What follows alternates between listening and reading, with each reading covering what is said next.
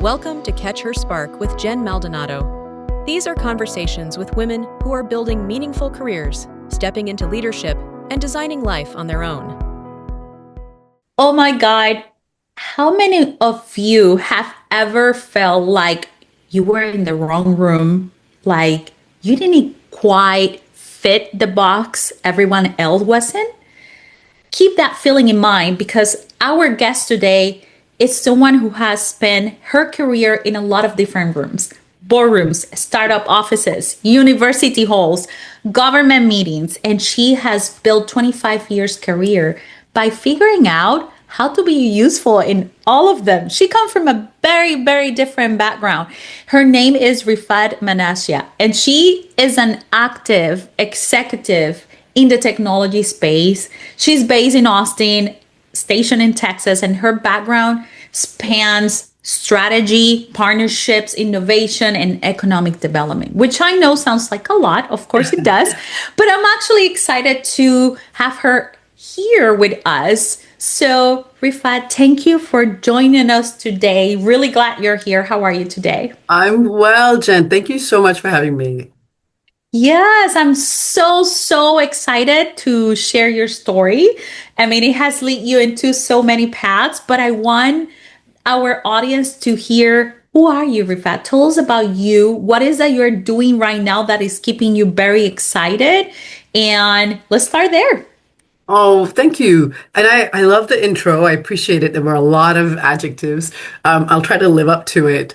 But I love the fact that you said, I've been in a lot of rooms. I think that's a great way to say it. And I think many of us have. And it's how we define what those rooms are. I love that you're doing this to inspire women, to motivate and to find these stories. But I did try a little bit to share with you before this. My story is a bit unique, a bit more unique. I was recently interviewed for an article and was the interviewer was a bit unprepared because he thought we were going to talk about the tech and so world. But I do want to share a bit about my background. I am, as I was sharing with you, a first generation college student. I came here like you, Jen.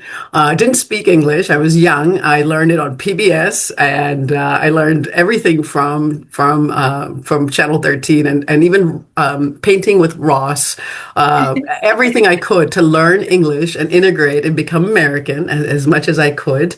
Learned the school system. My parents, had not gone very far in their education. They were just hardworking, trying to survive. We when we immigrated, we lived in a single room, five of us. And so it was really important. And we moved to Texas, to White Settlement, Texas, outside of Fort Worth, in the 80s. And we were the only not whites in the White Settlement, Texas. And so Texas has changed a lot, very cosmopolitan, as is the most amazing thing about being an American. America is always evolving, and it is a great land for immigrants, as you know. But it was very important for me to get an education. So I ended up going to a place where, again, women weren't the majority. I went to MIT, primarily male statistics. At that time, my class was about a third women. And so already I began by not being in an environment where women were there. I was in a sorority, which actually helped because we all would, bind together, and that helped a lot to get through things, but have a sisterhood. But for me, I went off to Wall Street, again, male dominated. All of my bosses right after MIT were all men, male floors. And I was brought in for analytical things, primarily male driven, unlike relationship based sectors, which were more female, where I was a derivatives analyst, and I did a lot of sales with very, very large companies, very male driven. And when I left Goldman, I left to go to grad school, and my focus was not to build wealth, but I wanted to focus on the extreme poor and the most vulnerable on the planet. So I ended up getting a graduate degree.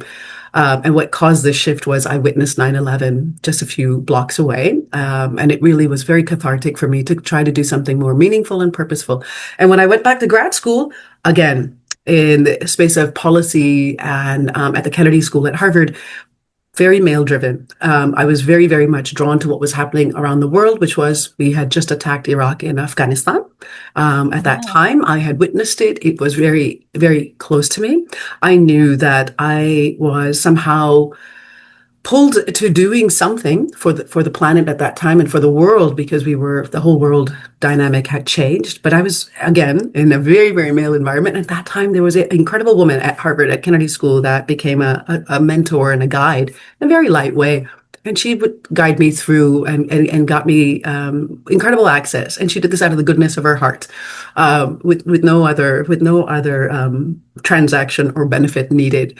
But right after grad school, I went with a couple of suitcases and moved myself to a country I was very passionate about that I thought had a lot of hope. I moved to Afghanistan and I founded a company. Afghanistan is not just a male dominated society, as you know, historically, but the work I was doing, I was working quite closely with our United States military, diplomats, the UN, and all of the leadership were male. I was typically the only woman at the table. I was the youngest, and I was possibly the only one of color. And I was 26, 27. I would wear glasses like yours, Jen, to make myself look older. I would wear suits with like shoulder pads to make myself look older, more credible. But I had the enormous trust of 3- and 4-star generals in the United States Army and of NATO, who, because of my education, my background, and what I was doing, I was building a lot of empirical research. So anything you touch from Afghanistan that's data and research probably comes from what we built over about 10 years.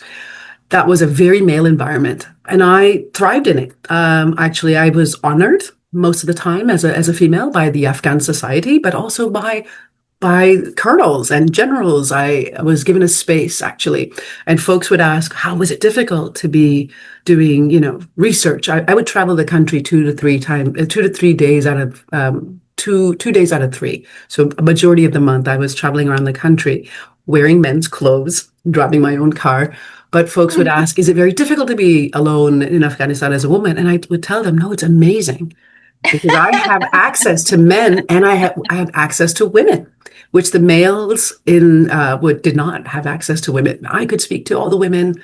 We did the equivalent of spas. If you could, in Kabul, we would go to hammams together. We would get our nails done together with the Afghan women, but also with women in the army. It was very few of them were there, very few in leadership positions, and made some great friendships with a lot of great rising women within the United States Army and in the UN. But those were 10-ish plus years. I continued to focus on the most vulnerable in the planet, which was the extreme poor. So I started working in favelas and squatter settlements, and then I shifted to war zones, which I found were more vulnerable because they were not just poor, but they had no security.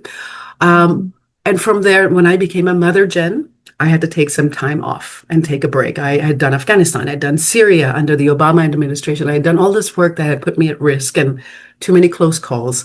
So I took time off and went into more of a part-time mode to focus on kids. And I, lived in Switzerland and shifted gears so I wouldn't have to fly into war zones, into nonprofit and impact investing in the same vulnerable folks. And again, another very male-dominated environment of money, of capital, and global capital, and folks who had money, and folks who were giving out money. And the female roles were mainly in the executive assistant, event planning, and wonderful sectors, but they were very, very limited roles for women. And I was, again, found myself at the table as usually the only woman in the room. I moved back to the States because I had kiddos and I wanted them to be near their family and grandparents. So we moved back to Texas, where we were from, and I took some other executive roles as head of a chamber, head of a nonprofit. I also was at University of Texas at Austin. I took a role there to be head of director of research and funding innovation at UT. Funding faculty who were doing very innovative work in energy and alternative and climate, but also economic development at a very prestigious historic place named IC Squared Institute, which is where Austin's hub in innovation actually started, with the dean of business school. Again, in the leadership of higher ed, I found myself in rooms where I was the only female. And then, unfortunately, I was being asked to do more supportive and admin tasks, despite my role, despite my contribution. And I took it. I took it as it was. I remember I thought, I think the Afghan men treated me better than this, but it was, it was, it, I probably shouldn't say this out loud, but when I would hire my students, I had a lot large student teams. I loved hiring work study students. I exclusively hired female students because I also wanted to make sure that there was some room for mentorship and inspiration and that they could come to me if they needed things. And being a female in college, it's a transformative experience. Wow. Undergrad and grad, we were all going through COVID, and again, another stressor for folks and connectivity and needing that and slowly going through it. I shifted into hardcore tech innovation by joining Capital Factory. And the Uh-huh. founder who recently passed, my good friend Josh Bear, hired me personally to Mhm. transition and split Capital Factory into nonprofit and for profit. And that's probably where you saw my article in the Austin Business Journal, Yes. where I would be heading everything that was non profit in nature. That was almost about 85 to 90% of Capital Factory. So all their major conferences, events, their networking, and everything that Josh had built for the ecosystem. And we honor him here for doing that because he was singularly the one person that really took the risks, made it happen, and was committed even over COVID. I miss Josh terribly much, but we're going to continue planting his seeds. But again, back in the rooms with VCs, private equity, with founders and funders, again, in a very, very male environment. I remember we would have very exclusive funding nights, and once in a while, you get a female funder at the pitch. Yes. And after her pitch, no VCs were around her. So I would make sure So, I'd go out and connect them. so Rifat, you have only so many things I want to ask you. So I want to tap into some of those details because, I mean, your journey, it's just amazing. But one of the questions I want to ask you is first, you have going through hostile environments, non-familiar sometimes with working with a woman, and you have open space, open room, and create an example on the kind of things women can achieve when they're focused, right, in a mission and a goal and adapt. I think adaptability has been very key.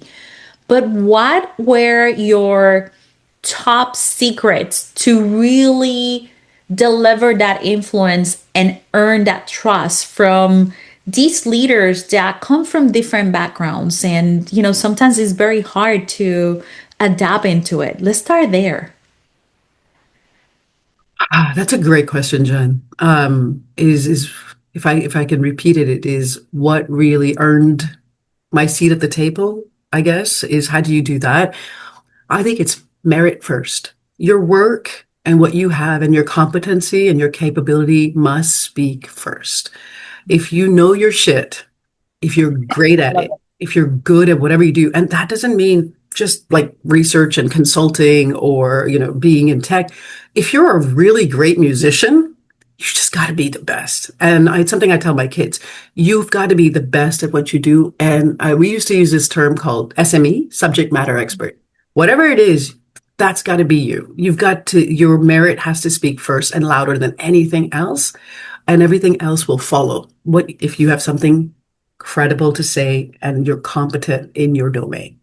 That's number one. Number two is own the room, is get at the table. Don't sit at the back wall at a seat. And that's not just being literal, it's also metaphorical, is to take that seat and not be afraid to go to the table to take it. I've seen so many women, in a literal sense, get in the room and take the seat at the back wall, where come to the front.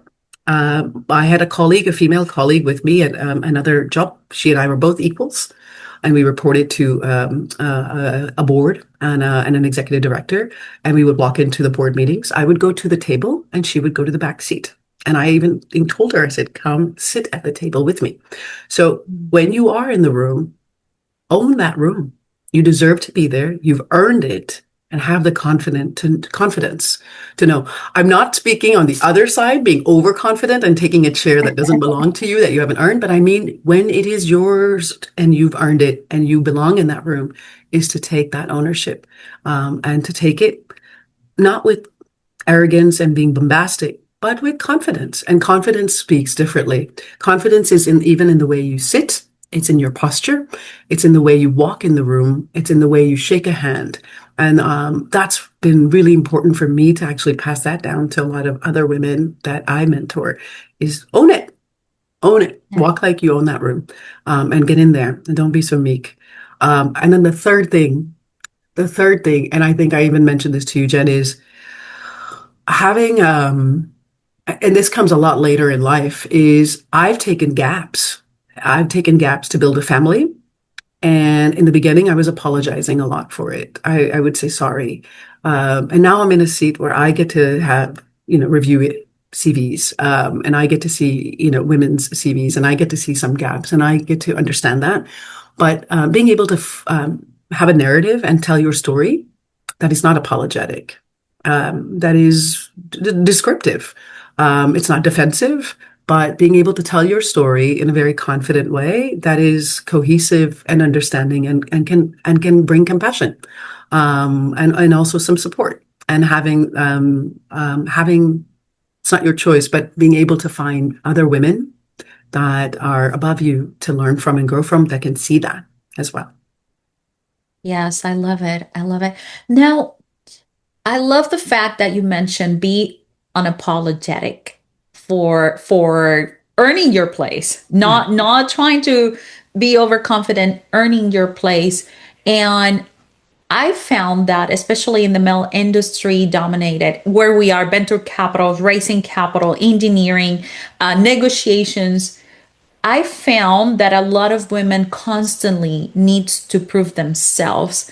Sometimes they do it with confidence. Sometimes they ended adopting someone that they're not, just to be Yeah. there. What are your thoughts on that? This is going to be terrible to use this phrase, but I call it the Hillary Clinton dilemma. That's okay. I'm I not call into it, politics, so let's call it yeah, that way. I call it the Hillary Clinton, is when you get out there, you put the pants on and the suit on harder and more masculine and more aggressive than even your male counterparts, to demonstrate aggressively that you belong in the room. Earlier, when I was a lot younger, Jen, I would say probably in the 90s and early 2000s, a lot of the women were doing that. But now, actually, it's quite refreshing to see great women leaders at my level, but also older, that don't need to. And what I admire the most right now, what I'm really impressed with, is this younger generation who don't give a shit, actually, who are so unapologetic as women, and create that space. And we'll talk about uncomfortable topics like being on their period in the middle of the Yeah. meeting, or being pregnant and talking about things, or unapologetically talking about, their responsibilities as a mother.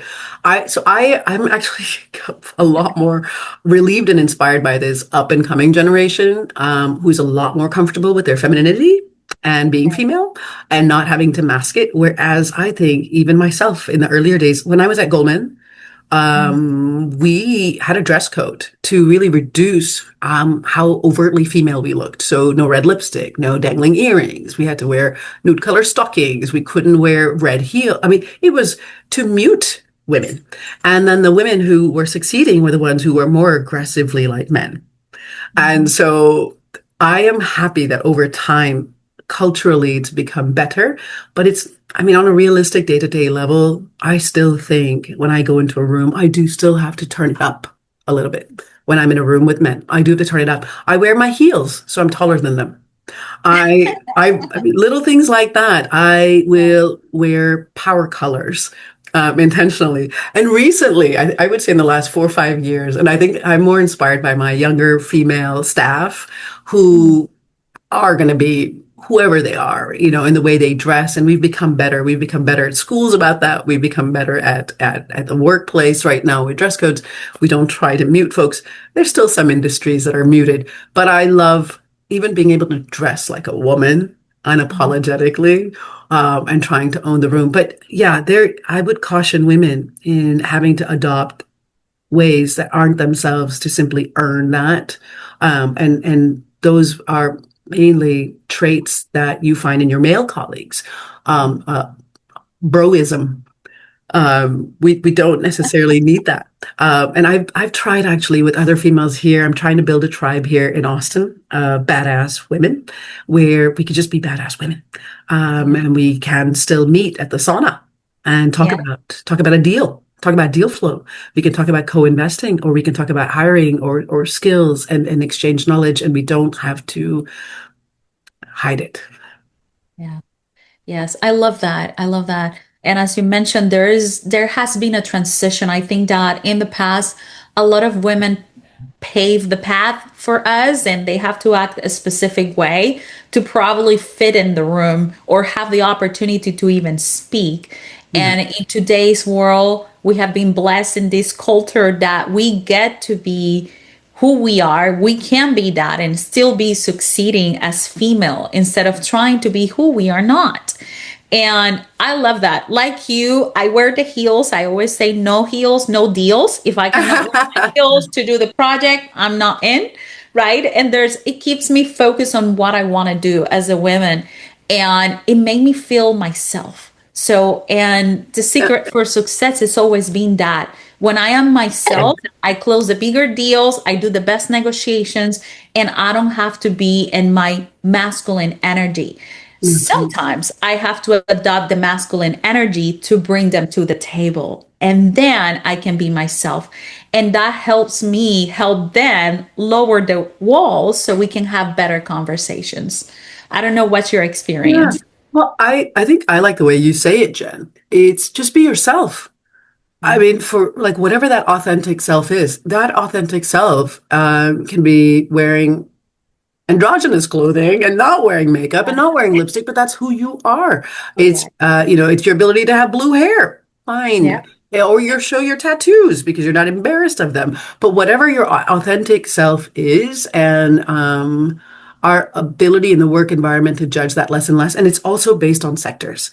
The legal Yeah. profession and the finance industry have a different modality than the creative arts. I mean, if you're in a marketing company in communications, you're going to be given a lot more room and headway.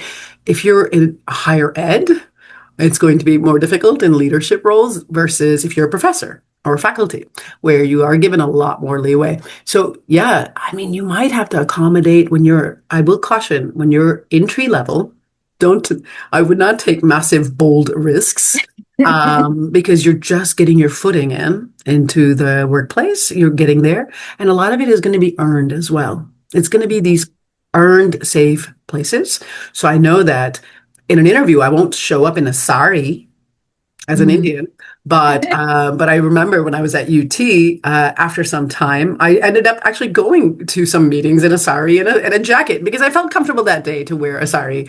I felt good to do it, and I know that in the tech sector too, I felt comfortable just being myself and wearing outfits that I didn't feel comfortable very much in the higher ed environment to do so. Obviously, you're how early you are in your workplace and what industry and sector you are. But the best thing I think that you've said is just be yourself, your authentic self. And that also means speak the way you speak with whatever parameters. I have a tendency to be a little bit more assertive in my words, and when I'm around the military, who I feel very comfortable with because I work with them for so long, I like to swear a lot in my. It just comes out, but it again, it all depends. I probably wouldn't do that when I'm speaking to high school grads, Yes. but I would do that around my. But I love that. Just be yourself, and we are getting there where you can. And we don't need to be apologetic about being ourselves. But again, I'm going to underscore that all of that rests on the foundation of credibility and competence. Once you Yeah. have that capability and you've earned it, then you can do these steps. If you do them without that foundation, it again, like a weak foundation, it's going to shatter. So build that foundation of capability and knowing your shit first. Yeah, yeah, for sure. And to add to what you said, once you have that confidence, that competence, that credibility too, I think that one line that I always tell people is remember who you are talking to. Put Yeah, yourself in their place and remember how they hear it. Because at the end, communication, sharing, influence is based on that. And you can still be yourself and consider how they're hearing this, right? right. How they're perceiving you. So perception become such a powerful tool to on how we deliver message, communication, how we create changes. And I would like to bring up this too because you are creating changes. You're creating changes through events, through community, through mentorship, and you still being yourself and being assertive, being powerful, play the French card or the swearing. It's so refreshing because sometimes you need that. You have so much passion about something that you just, I call it, pull out the French card, right? Yeah. So tell me about what are you doing today with your events, participating? What are you excited to what's coming for you? And let's talk about tribes too. But let's start with that. What excites you today? Right now, thank you so much, Jen, for asking me that. My children are really encouraging me to write down my life. So that's something I'm working on. It's just putting it down on paper. I've led a pretty intense, pretty unique life, and one of my own choosing where there were no paths. And so now my boys are teenagers and they've been hearing a few stories here or there, and they're like, "Ma, you should write this down." So that's one thing I'm working on very quietly, on the side. But what's really been pivotal for me, and especially with Josh Bear's passing, Yeah.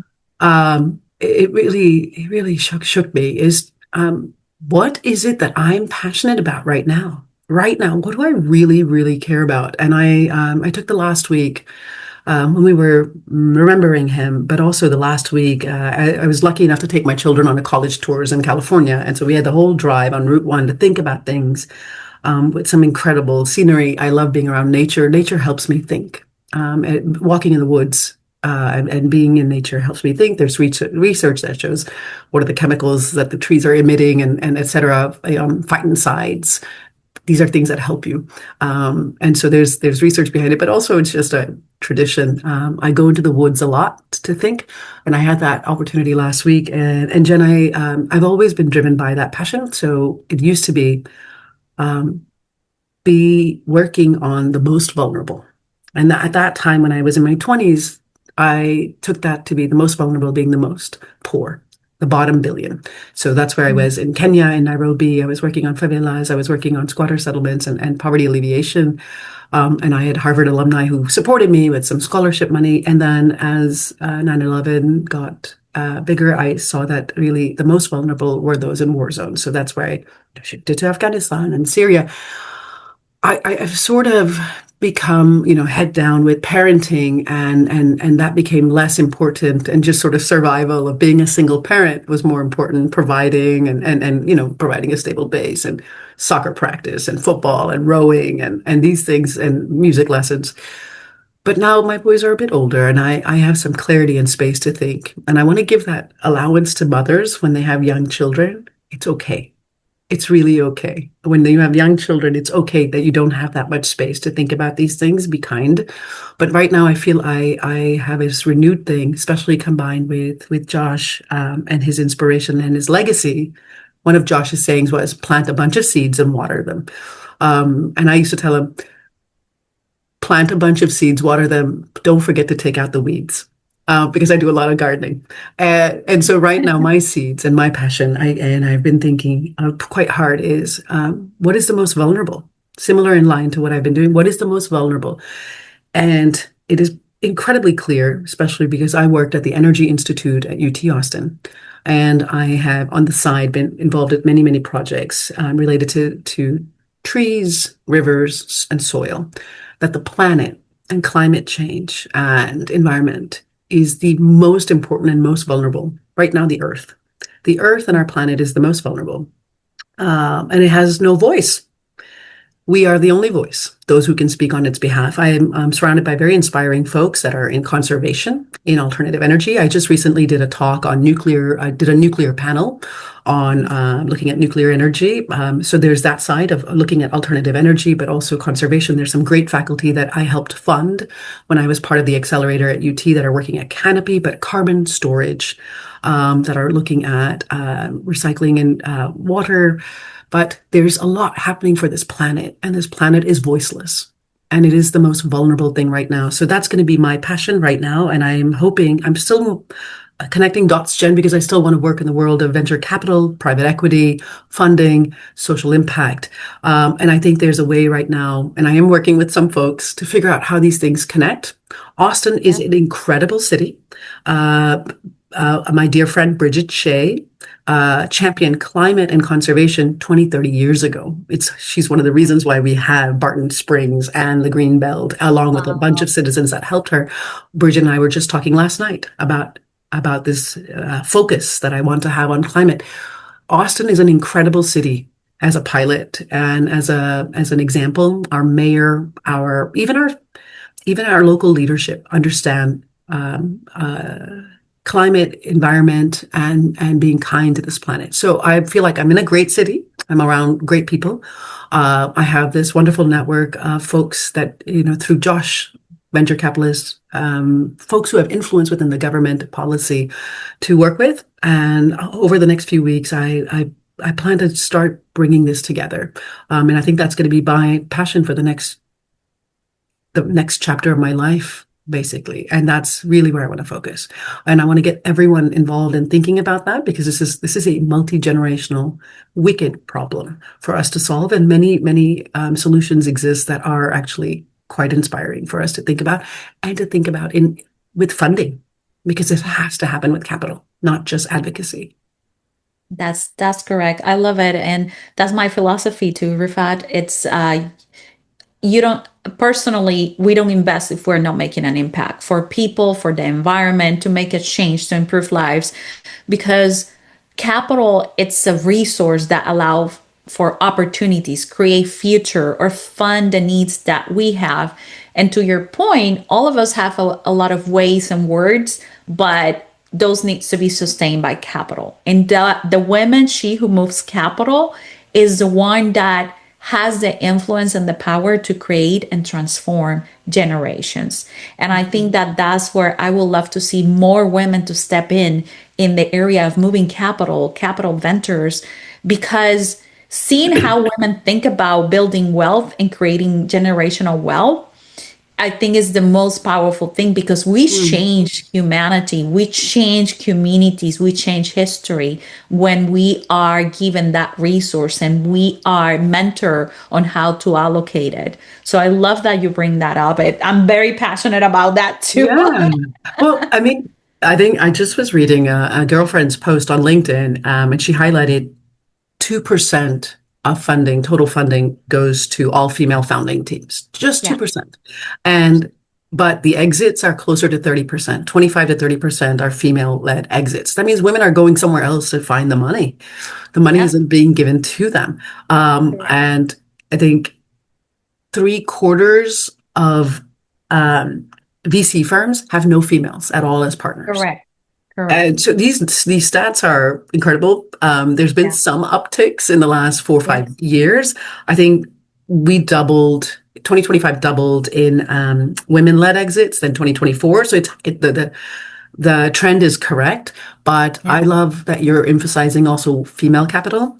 And I hate to come back to my Eastern roots of Eastern tradition, is that the feminine divine is this planet, is this climate, and is this earth. And we are the caretakers, and we as women feel some sort of more compassion towards this naturally, because this is the caretaking role that we have, is to care and to solve these problems. So I think we're naturally inclined on my pitch for women to support climate and capital. Capital scares women because it's been traditionally a male role. We weren't allowed to have even bank accounts until recently in the Yes. United States. We weren't allowed to have our own credit cards. Yeah. And in some of the countries I worked in, like Afghanistan, but not just Afghanistan, some other developing countries, women still don't have access to capital. We not just need access to capital, we need to command capital. I love it. And we need to move capital. And the way to Yeah. do it, unfortunately, Jen, right now, it's not to be an island. It's like what Yeah. we're doing. We're talking about tribe, is to build those clusters and to work Yeah. cohesively. And I think we were just mentioning it is really important for women to see women as colleagues and collaborators Collaborators. and Yes. not competitors. No competitors. Yes, 100%. I mean, it's so powerful. Like, it was pretty interesting because I have been in the two sides where I'm a servant. I used to be always the younger in the room between the girls. Yeah. And you see how the results happened when there was a woman competing for attention, for situation, for power, and when women were collaborating. The result of creating a community of collaboration for each members versus the one that were in their own, Yeah. it was incredible. From better deals, better investments, growth, and explosion on the things that they were doing in every aspect. And I can say that in the financial industry, I can say that in the engineering industry, and to your point, in the tribes. Even like what I notice is that when there's a collaboration and our corporations and other women want to see other women succeed, these communities go crazy, and a lot of things happen, and it happens really quick. Yes. The other way, Yeah. it just disappears. So, Yeah. That's the potential, is when women do come together, we can fix it. We can yeah, make it happen. And the only obstacle sometimes is our inner judgment or inner competitiveness or those older traditions where, oh, there's only one seat and it's musical chairs. It's actually not musical chairs. There's not a conservation principle. It's an expansion. There oh yeah, is more and more growth. And there's not necessarily one seat that we all have to compete for. I am That's another thing for 2026. I'm actively trying to build that tribe here. In-person matters. yeah, Austin is a growing community in yeah, innovation, tech, and entrepreneurship, and venture capital, and capital, and family offices, foundations, and congregating these women that have that influence, that power, that have earned yeah, it. Women older, more senior than me, younger women also entering the place. I'm trying to build this tribe where it is collaborative and it is coming together more as a group. And it could just be simply mentorship or inspiration, or it doesn't have to be transactional where it comes to capital, but yeah, it should be also capital as well. There are a few VC funds where I have met amazing women. True Wealth, Sarah Brandt, I met her last year. Sarah invests in female led and female health related ventures only, and they are all women on the VC. And there's few of those. They're a very small part of the ecosystem, but they are growing. There are more and more VCs that are female-led and invest in female-led ventures as well. There's more emphasis on women's health. So things are happening. But I would urge every woman on an individual level to internally let those biases come down, and to see the women in the room as collaborators, partners, and not competitors. It works, especially when I came back from the war zones, Jen. It was really hard to be relatable to women. I had been in the company of men. It was easier for me to talk to men. It was just much easier because I could shoot the shit, and I didn't have to worry about certain things, and I was quite dusty. I didn't look like this. I came quite scrappy from the field for about 10-ish plus 15 years of being in the field, but it was just easier to let my guard down around men. But frankly, at this stage right now, especially after having children, family, there are things that make us uniquely women that are able to understand each other more, yeah. a lot more. I have four nieces.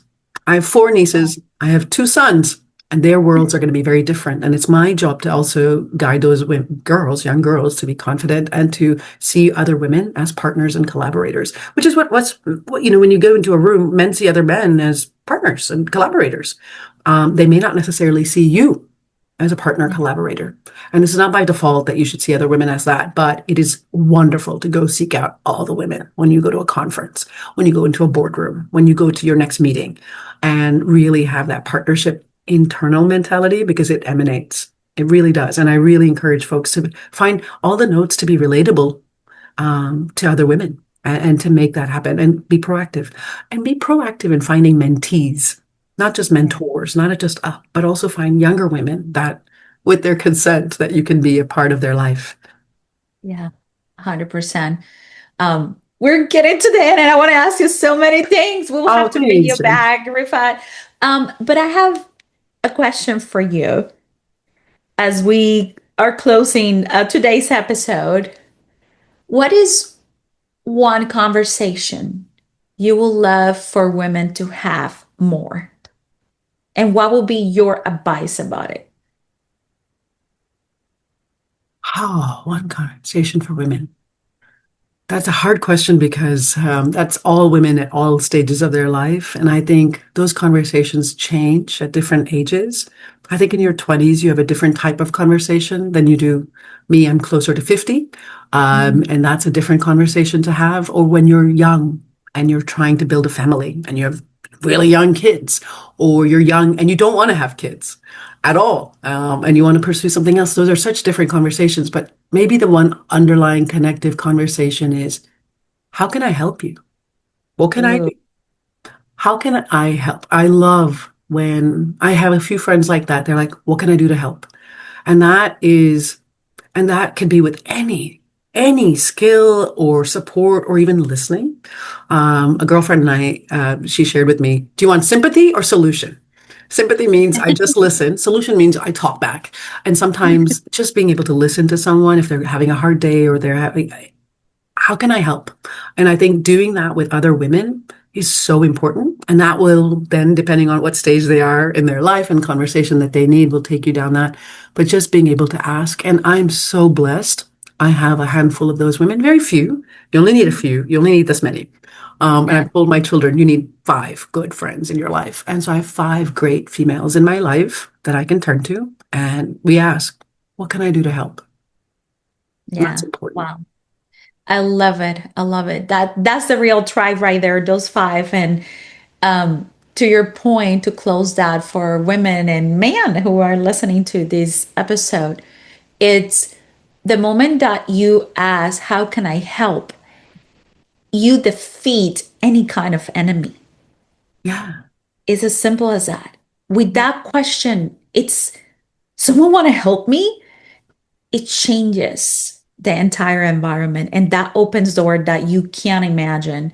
And I think that has been my experience on that too. The moment I say, how can I help, without any agendas, and I go and I do that, it has opened so many doors that I cannot even describe the fruits of what happened after that moment. So I love that, Jen. And you are doing that with this podcast. And thank you for doing that. You're saying, how can I help? Well, thank you, Riffat, for joining us and sharing your journey, your story, your inspiration, your wisdom.